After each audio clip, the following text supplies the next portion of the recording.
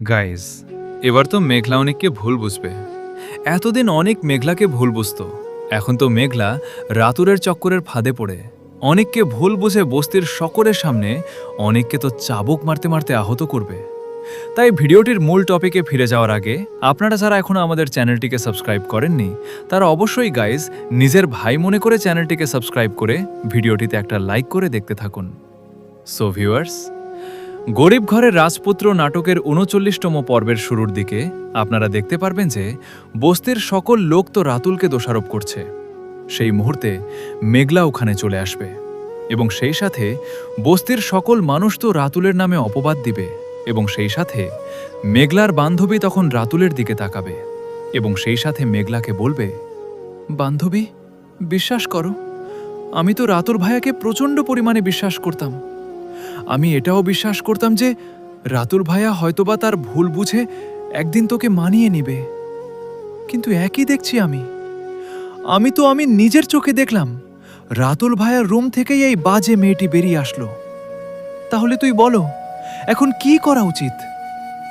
এরপর তো অনেকের চাচাতো বোন শান্তা মেঘলাকে দেখে আশ্চর্য হয়ে যাবে এবং সেই সাথে মেঘলা তো অনেকের দিকে ভয়ঙ্করভাবে তাকাবে এবং সেই সাথে মেঘলা বস্তির লোকদের সামনে বলবে, এই ঘটনা যদি সত্যি হয় তাহলে আপনারা নিজেই বলুন এর শাস্তি কি হওয়া উচিত। আপনারা যে শাস্তি দিবেন এই শাস্তি আমরা এই বিশ্বাসঘাতক লোকটিকে দেওয়ার জন্য প্রস্তুত আছি।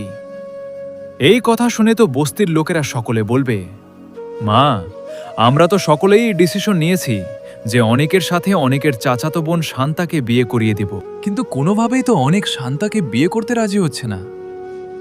এই কথা শুনে তো মেঘলা রাগান্বিত হয়ে যাবে এবং বস্তির লোকদেরকে জানিয়ে দেবে যে এই ধরনের লোকদেরকে আপনারা যদি এভাবে ছোটখাটো শাস্তি দেন তাহলে তো এই লোকেরা এরকম অনেক মেয়েদের জীবন নষ্ট করবে। আমি তো একজন মেয়ে হয়ে সেটা হতে দিতে পারি না।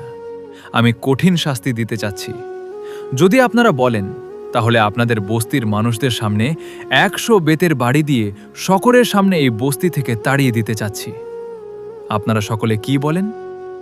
এই কথা শুনে তো মেঘলাকে বলে, হ্যাঁ, আমরাও তো এই শাস্তিই চাচ্ছি। সো ভিউয়ার্স, তাহলে তো বুঝতেই পারছেন যে গরিব ঘরের রাজপুত্র নাটকের ৩৯তম পর্ব কতটা মজার এবং কতটা ইন্টারেস্টিং হতে চলেছে। তাই আপনারা যারা গরিব ঘরের রাজপুত্র নাটকটি দেখতে ভালোবাসেন তারা ৩৯ নম্বর পর্বটি দেখতে ভুলবেন না। এবং সেই সাথে আপনারা যদি চান যে গরিব ঘরের রাজপুত্র নাটকের প্রত্যেকটি পর্ব দ্রুত গতিতে, মানে প্রতি সপ্তাহে যদি আপনারা ৩টা করে এপিসোড দেখতে চান তাহলে কিন্তু এই ভিডিওতে লাইক টার্গেট থাকবে ৩,০০০।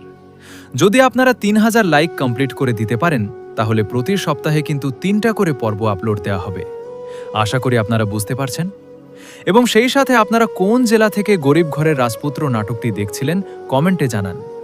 এবং পরবর্তী ভিডিওর আপডেট খুব শীঘ্রই নিয়ে দেখা হচ্ছে। সে পর্যন্ত ভালো থাকবেন, সুস্থ থাকবেন।